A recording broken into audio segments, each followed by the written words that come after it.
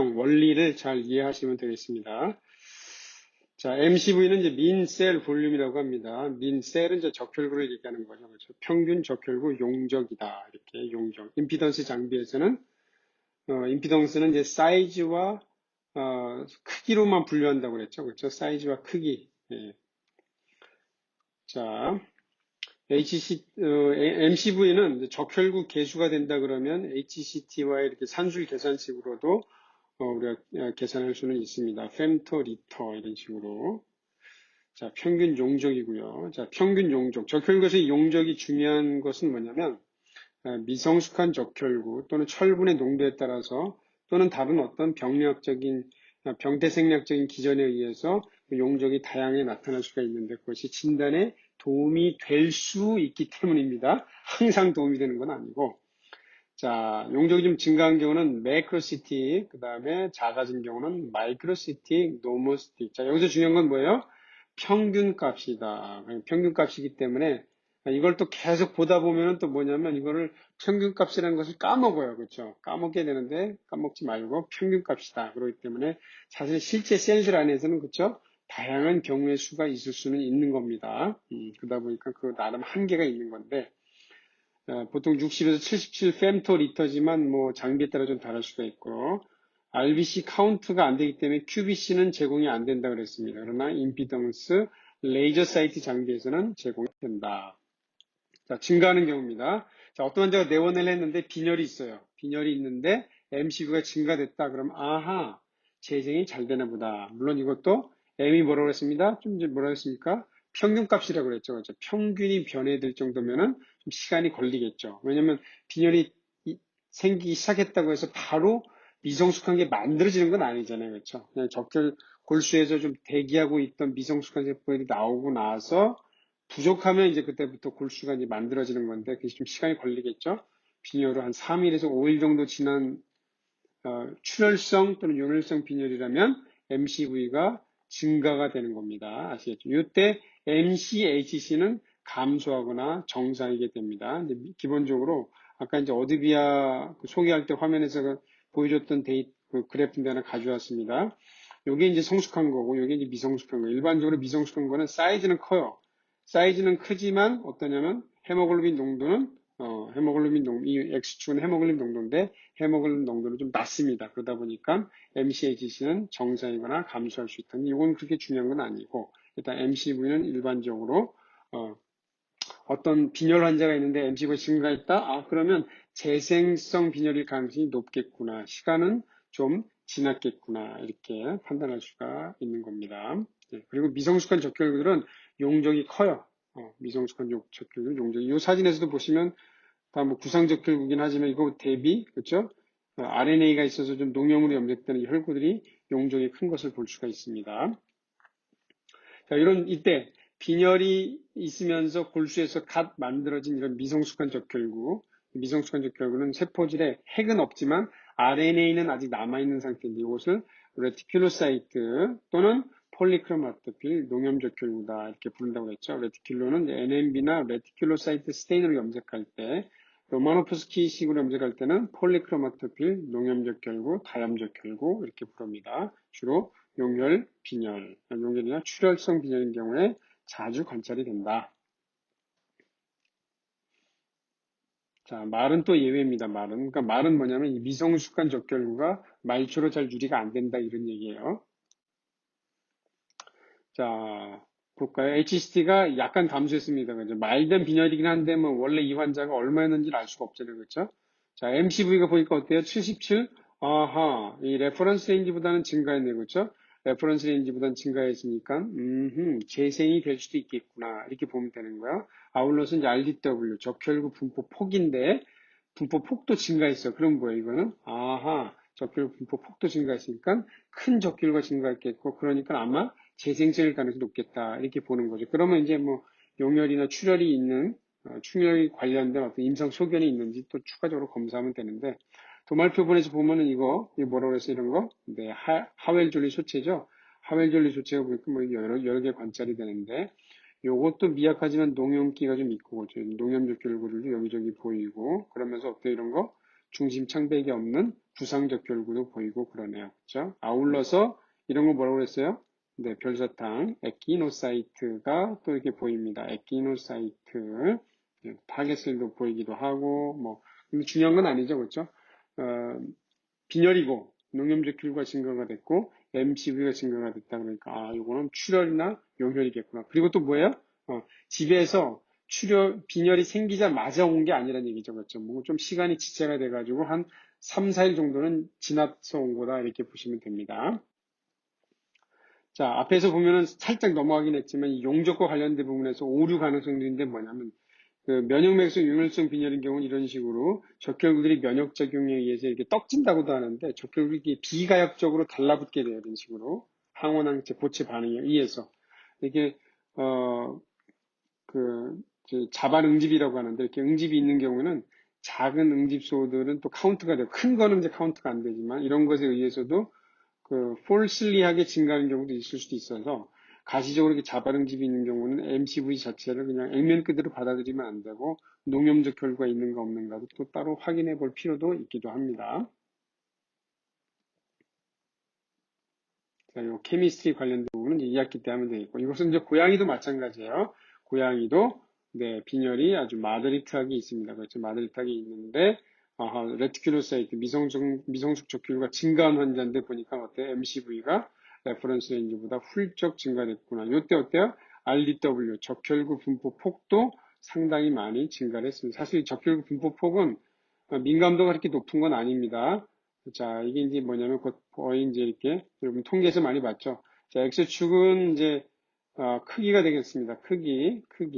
X축은 이제 크기가 되겠고, 자, Y축은 이제 개수가 된다 이렇게 보시면 되겠습니다. 그죠? 특정 크기에 대한 이제 적혈구들을 이렇게 히스토그램으로 표시했다 그러면은 분포 폭은 사실 뭐 여기서부터 여기까지가 딱 돼야 되겠지만 실제로는 한 68% 정도 프리퀀시 부위라 좀 보면 되겠습니다. 그러다 보니까 뭐냐면 실제는 좀 민감도가 조금 낮은 편이에요. 네. 어쨌거나 적혈 분포폭 RDW 증가가 되고 MCV도 증가가 됐다 그러면 이거는 거의 확실히 재생성 빈혈일 가능성이 높다 이렇게 볼 수가 있는 거죠. 물론 어떤 경우에는 사실 도말표본이나 또 이런 게 좀 확인이 필요할 수도 있습니다. 자, 그런데 이제 문제는 항상 이런 거죠. 예외가 많다, 예외가. 자, 하나하나 보겠습니다. 빈혈도 있는데 재생성이 없어요. 또는 빈혈이 없을 수도 있습니다. 자, 빈혈이 있는데 빈혈도 있고 MCV가 증가하거나 아니면 건강한데 MCV가 증가한 경우, 이 두 가지 경우가 또 예외가 있을 수가 있는 거예요. 다시 한번. 빈혈이 있고 MCV가 증가가 됐는데 재생이 없는 경우도 있을 수도 있고, 또는 빈혈이 없는데 MCV가 증가한 이런 예외적인 경우. 첫 번째, 푸들입니다. 푸들, 또는 요즘은 이제 그레이하운드에서도 보고가 되는데 뭐냐면 얘네들은 선천적으로, 특히 푸들에서는 선천적으로 골수의 형성 장애가 있어가지고 큰 혈구들이 만들어진다고 보통 이제 보고가 되고 있습니다. 그러나 이제 모든 푸들에서 다 그런 건 아니고 이런 푸들이 있어요. 이런 푸들. 살아가는 데는 거의 지장이 없습니다.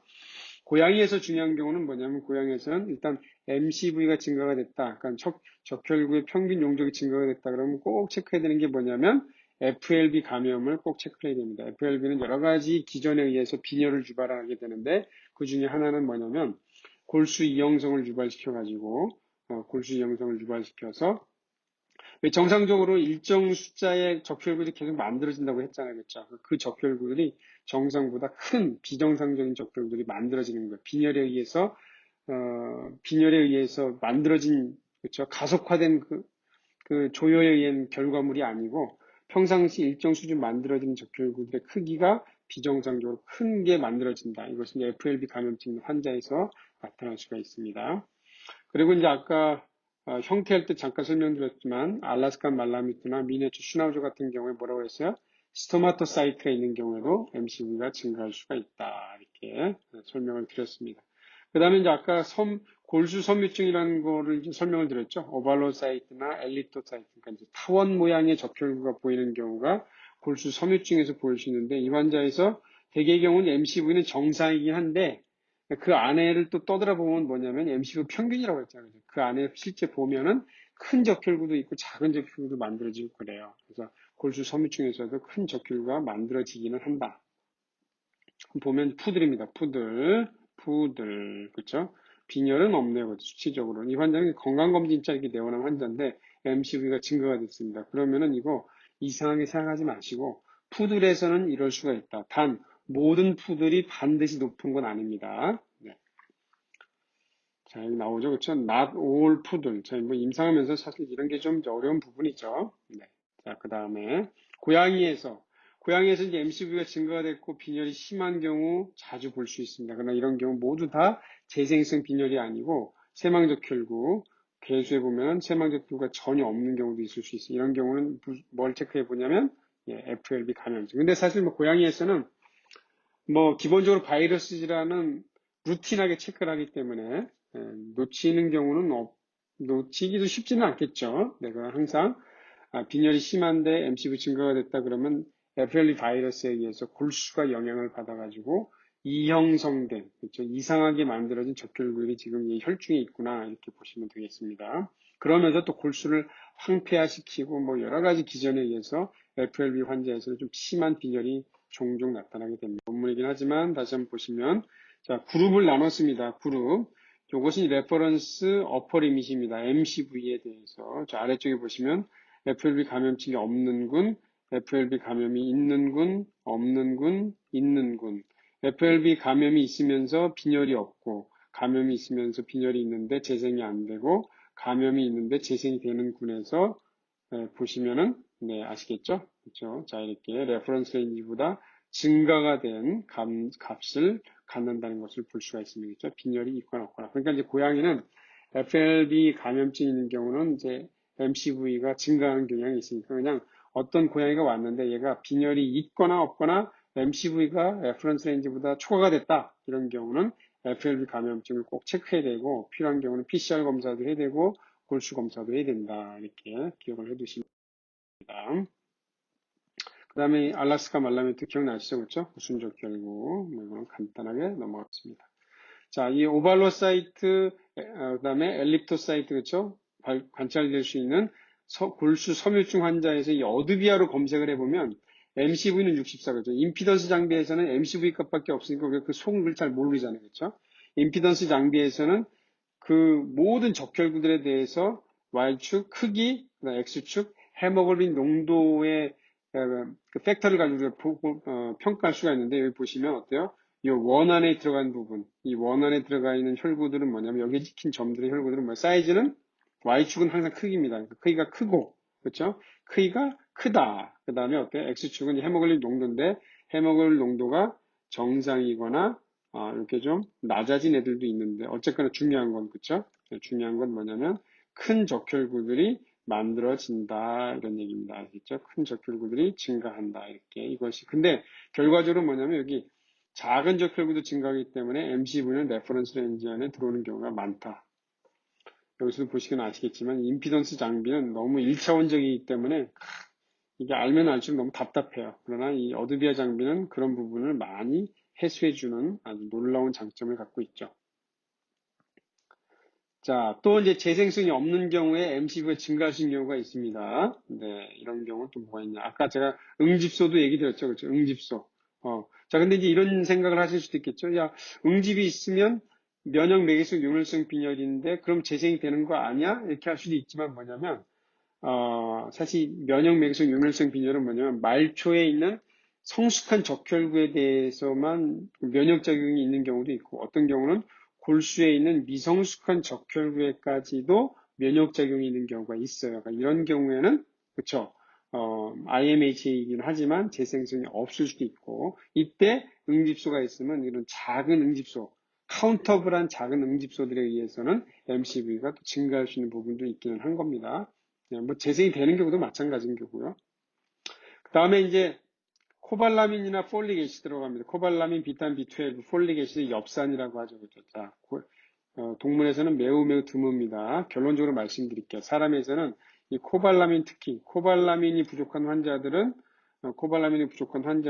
악성 빈혈이라고 해가지고 정상 적혈구보다 큰 적혈구가 만들어지는 빈혈이 나타날 수가 있습니다. 그러나 개에서는 좀 생략적인 기전도 다르기 때문에 코발라민이 결핍된다고 해서 뭐 큰 적혈구가 만들어지는 빈혈이 나타나는 경우는 거의 없다고 보시면 되겠습니다. 혹시나 해서 이제 설명드린 거다. 그 다음에 이제 방치된 혈액을 뽑아놓고 계속 실온에 방치하게 되면은 세포가 죽어가면서 세포 투과도가 낮아지는 거예요. 그렇죠? 세포 투과도가 높아지게 됩니다. 그러면 뭐냐면 혈장 성분이 세포 안으로 들어오게 되죠. 그렇죠? 그러면서 뭐냐면 쉽게 말씀드리면 그렇죠? 물 먹은 빵같이 돼버리는 거예요. 부풀어 올라 버리니까 MCV가.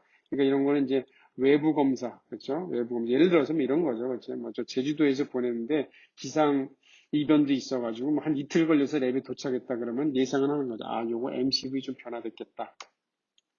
자, 어떤 원인에 의해서 고나트륨 혈증과 같은 이런 문제가 있는 환자에서는 특히 적혈구 내에 인트라셀룰라 소듐 농도가 증가하게 되는데 그러면 이제 혈구를 계산할 때 장비 안에서 등장액하고 섞이게 되면 어떻게 되겠어요?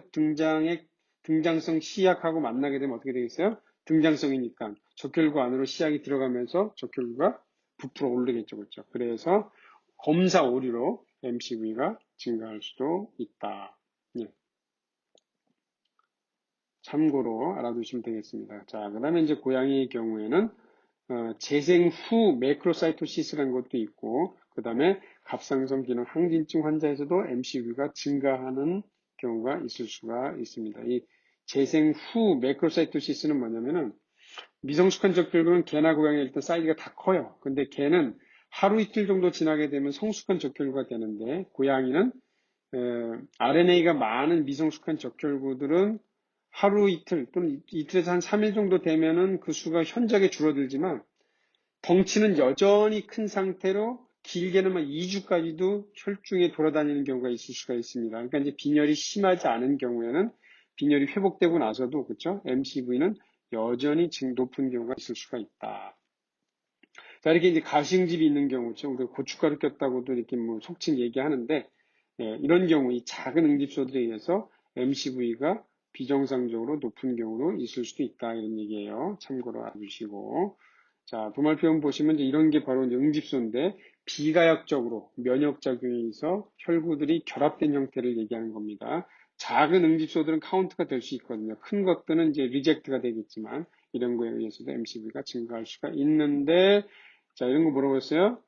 농염적혈구, 그렇죠? 농염적혈구. 자, 요거는 뭐냐면 지금 이 경계 부위가 좀 은은하죠, 그렇죠? 약간 손으로 문지른 것 같은데 이런 거는 뭐냐면 그 적혈구가 용혈이 된 겁니다. 네. 그다음에 이 적혈구 안에 이렇게 뭐 하나 소체가 하나 있죠?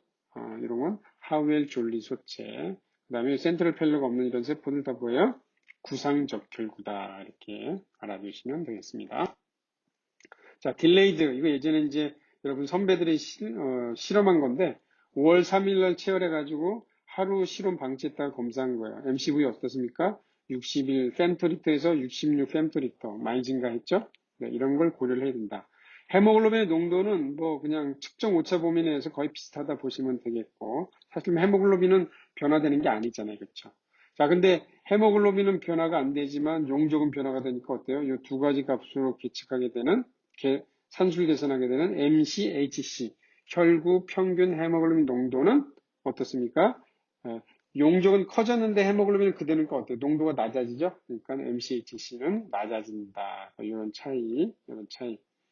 RDW는 생각했을 때 어째 큰 게 증가하긴 했으니까 RDW도 변화가 될 것 같긴 한데 그렇죠? 근데 여기 좀 민감도가 좀 떨어지는 게 아까도 말씀드렸지만 이렇게 봤을 때 약간 68%그 높은 변이에서 요 폭을 이제 계산하다 보니까 조금 이렇게 민감도가 떨어지는 경향이 좀 있습니다. RDW도 이제 나누게 되면 RDW SD도 있고요.